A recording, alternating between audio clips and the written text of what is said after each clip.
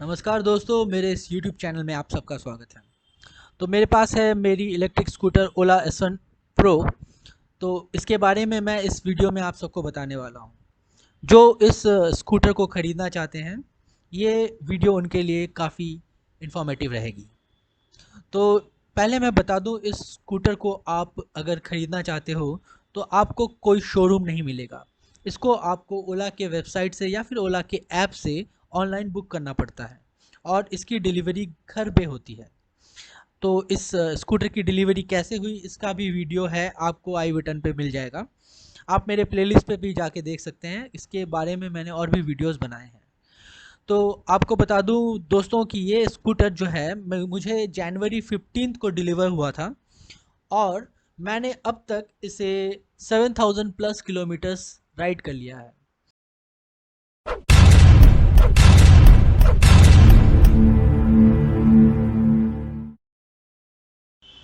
अब तक का जो मेरा एक्सपीरियंस रहा है इन 7000 किलोमीटर्स में, तो मैं आपको बता दूं I am very much satisfied. मुझे अपने इंटरनल कंबशन इंजन यानी बाइक जो कि पेट्रोल से चलता है, उसको मैं अभी बिल्कुल मिस नहीं करता हूँ, क्योंकि अगर आप पावर की तरफ से देखें तो ये गाड़ी काफ़ी पावरफुल है। आप इसे प्रैक्टिकली यूज़ कर सकते हैं, काफ़ी लगेज है इसके बूट स्पेस में जहाँ पर आप इसे रख सकते हैं। मैं आपको फिर से बता दूं कि इन सब के वीडियोस हैं कि कितना सारा लगेज आप इसके बूट स्पेस में कैरी कर सकते हैं। और प्रैक्टिकली कहें तो इसको आपके घर के सभी मेंबर्स, चाहे कोई लेडीज़ हो, ओल्ड पर्सन हो, आप हो, सभी चला सकते हैं। तो बाइक के कंपैरिजन में ये काफ़ी प्रैक्टिकल गाड़ी है। मैं हर रोज़ 60 to 70 किलोमीटर्स का अप डाउन राइड करता हूँ। तो हर रोज़ मैं इसे चार्ज करता हूँ। चार्जिंग इशू अब तक मुझे आया नहीं है। काफ़ी अच्छा बैटरी बैकअप है इसका। 70 किलोमीटर्स तो ये ऐसे अब बड़े आराम से दे देती है। कंपनी का दावा है कि नॉर्मल मोड में अगर आप चलाते हैं तो इस गाड़ी को आप 135 किलोमीटर्स तक चला सकते हैं। मूव टू ओएस अपडेट के बाद आप इसे 170 किलोमीटर तक इको मोड में भी चला सकते हैं। इसके अलावा इसमें स्पोर्ट्स मोड्स और हाइपर मोड भी आता है, जिसमें गाड़ी का जो पावर है काफ़ी बढ़ जाता है। इसे आप रेसिंग के लिए यूज़ कर सकते हैं, पर मैं रेकमेंड करूँगा कि गाड़ी को इतना तेज़ ना चलाएं, क्योंकि गाड़ी का जो बिल्ड क्वालिटी है काफ़ी कमज़ोर है। मुझे लगता है कि अगर ये गाड़ी एक्सीडेंट में गिर जाए तो इसका पूरा कचुम्बर निकल जाएगा। तो बी सेफ, सेफली ड्राइव कीजिए। और एक डर लगा रहता है कि अगर क्योंकि नया गाड़ी है, आप सबको भी होगा, अगर ऐसे भीड़ भाड़ वाले इलाके में चलाते हैं और कोई बाइक या किसी रिक्शा वैन ने इसे टच कर लिया तो एक खासा अच्छा खासा स्क्रैच इसमें आ सकता है। तो अगर नई गाड़ी है तो आपने अगर ओला का इंश्योरेंस लिया होगा तो आप इंश्योरेंस क्लेम कर कर पहले साल में जो नो ज़ीरो डेप्थ इंश्योरेंस है उससे इसकी रिपेयरिंग करा सकते हैं। ओला से अगर आप इंश्योरेंस लेते हैं तो थोड़ा महंगा ज़रूर पड़ेगा, पर हैसल फ्री आई थिंक रहेगा। और इसके अलावा आप इसका जो इंश्योरेंस है उसे अगर यूज़ नहीं करते हैं तो इसको अगले साल अगर कैरी फॉरवर्ड करते हैं तो आपको कम पैसा देना पड़ेगा फॉर ज़ीरो डेप्थ इंश्योरेंस। और इसके साथ थर्ड पार्टी जो इंश्योरेंस है वो 5 साल की आपको मिलती है। और इसके लिए आपको ऑब्वियसली, क्योंकि काफ़ी तेज़ चलता है, इसका टॉप स्पीड मैंने 117 किलोमीटर पर आवर का निकाला है। काफ़ी तेज़ है। काफ़ी रिस्की भी है। अगर आप हाईवे पे, अगर आप अच्छे ड्राइवर हैं तो इसे अटेम्प्ट कर सकते हैं अपने खुद के रिस्क पे। तो मैं बता दूं कि काफ़ी स्पीड में भी ये काफ़ी स्टेबल है। पर जो मुझे एक और चीज़ फ़ील हुई कि अगर आप किसी गांव के रास्ते में चलाते हैं, उबड़ खाबड़ रास्ते में, तो मेरे ख्याल से ये स्कूटर ज़्यादा दिन नहीं टिकने वाला है। इस स्कूटर को चाहिए स्मूथ प्लेन रोड्स। आप अगर आपका जो डेस्टिनेशन है, बीच में अगर आपको कोई अनइवन रोड्स मिलते हैं और आप देखते हैं कि अगर थोड़ा सा घूम कर जाएं तो आपको अच्छा रोड मिलेगा, तो आपको चाहिए कि उस रास्ते को जो घूम कर जाएं उसे अपनाने के लिए, क्योंकि अगर आप उस रोड को अपनाते हैं तो आपके स्कूटर की लाइफ इंक्रीज होगी और पेट्रोल का वैसे भी खर्चा नहीं आने वाला आपको। जैसा कि मैंने कहा कि कंपनी का क्लेम 135 किलोमीटर का है, तो मैंने देखा है अगर आप 40-50 के स्पीड में चलाते हैं, सिंगल राइड करते हैं, तो 135 किलोमीटर इजीली मिल जाता है आपको। तो एक और बात जो मुझसे अक्सर लोग पूछते हैं कि इसे चार्ज करने में कितना वक्त लगता है, तो कंपनी जैसा कि कहती है कि 6.5 घंटे में S1 Pro पूरी तरह से चार्ज हो जाती है।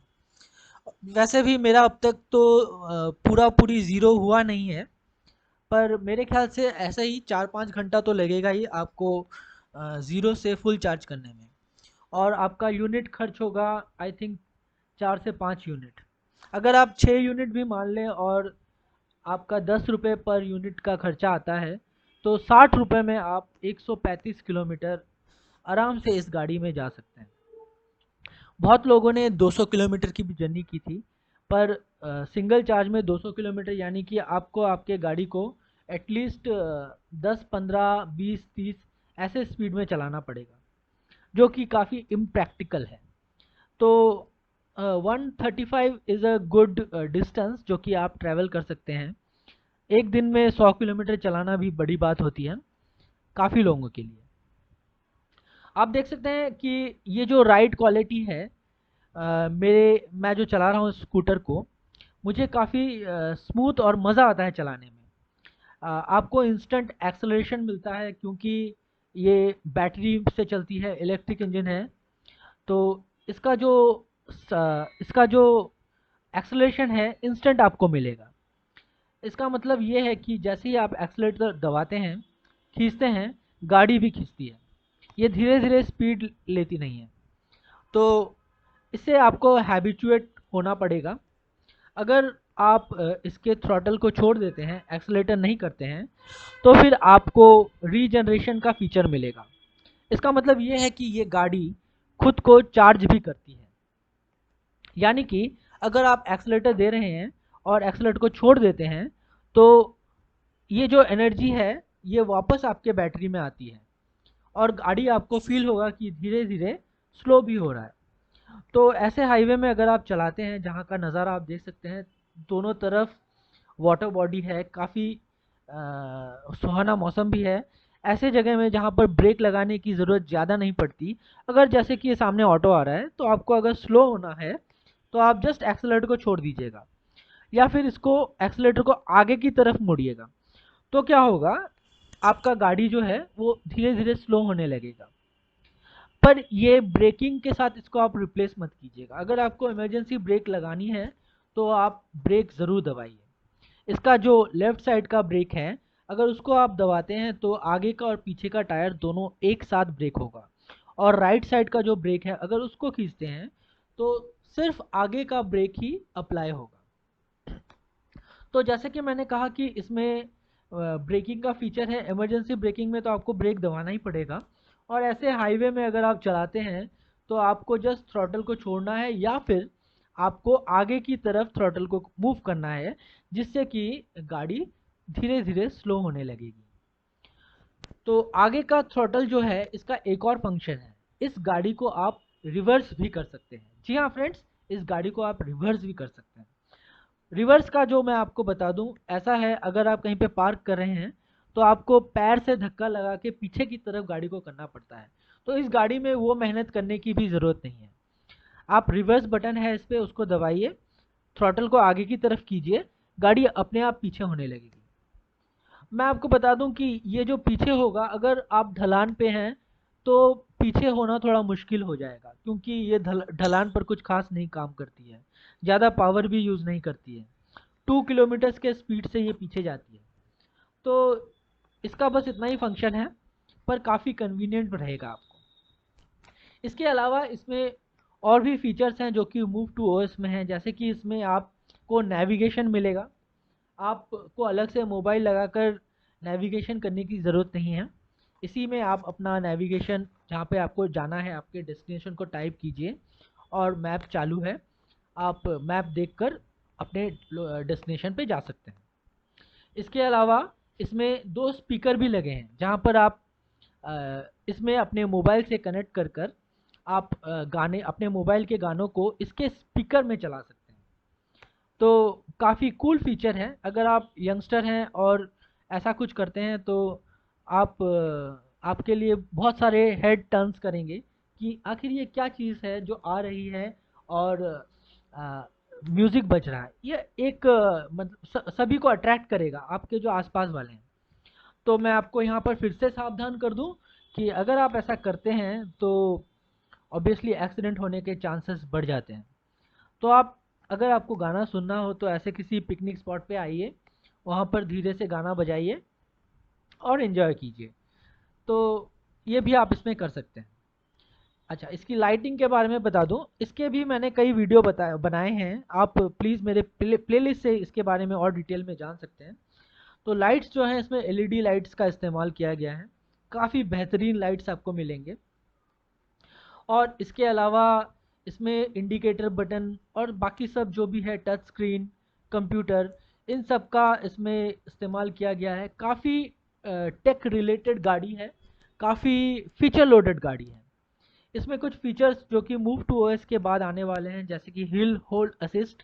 फिर उसके बाद है, अगर आप गाड़ी के पास आते हैं तो ऑटोमेटिक गाड़ी ऑन हो जाएगा, और अगर आप दूर जाते हैं तो ऑटोमेटिक गाड़ी लॉक हो जाएगा। तो ये सब मोबाइल के ज़रिए होता है। अभी जो फीचर आया है मूव टू का, इसमें आप मोबाइल के ऐप से आप इसको लॉक अनलॉक कर सकते हैं, या फिर पासवर्ड से इस गाड़ी को लॉक अनलॉक कर सकते हैं, जो कि काफ़ी कन्वीनियंट है। मोबाइल से अगर करते हैं तो आपका पासवर्ड कोई कॉपी नहीं कर पाएगा। इसमें कोई फिजिकल की नहीं है। तो फ्रेंड्स, एक और बात बता दूं कि इसका प्राइस मुझे कितना पड़ा। तो ये जो गाड़ी है, मैंने जैसे कि आपको कहा था कि जनवरी 15 में इस गाड़ी को मुझे मेरी डिलीवरी हुई थी। नवंबर में मैंने इसका पेमेंट किया था। तो मुझे ये पड़ा था इंक्लूडिंग हेलमेट। इनका जो इंश्योरेंस है वो लिया था। इन्होंने एक चार्जर भी दिया है हमको। तो ये सब टोटल मुझे खर्चा आया था 1,47,000 फेम टू सब्सिडी के साथ। मेरे स्टेट में कोई सब्सिडी अब तक अवेलेबल नहीं है, तो इसलिए मुझे सब्सिडी का कोई फ़ायदा नहीं हुआ, स्टेट की सब्सिडी। इसके अलावा रजिस्ट्रेशन चार्ज जो था इंक्लूडिंग ही था, उन्होंने रजिस्ट्रेशन करवा दिया था। उन्होंने एक बात कही थी कि जो इसका जो ग्रीन नंबर प्लेट है मुझे घर पे ही आके इंस्टॉल कर दिया जाएगा, पर ऐसा नहीं हुआ। मुझे आरटीओ में जाना पड़ा था, काफ़ी फ़ोन करना पड़ा, उसके बाद ही मुझे ये इनका जो ग्रीन नंबर प्लेट है वो मिला था। ओवरऑल मैं काफ़ी सेटिस्फाइड हूँ। और मैं आपको बता दूं कि फ्रेंड्स, अगर इस स्कूटर के बारे में आपको कोई भी जानकारी जाननी हो तो मुझे कमेंट सेक्शन में ज़रूर बताइएगा। मैं आप सबके जवाब ज़रूर दूंगा। वीडियो अगर अच्छा लगे तो इस वीडियो को प्लीज़ लाइक, शेयर और सब्सक्राइब ज़रूर कीजिएगा। धन्यवाद। जय हिंद।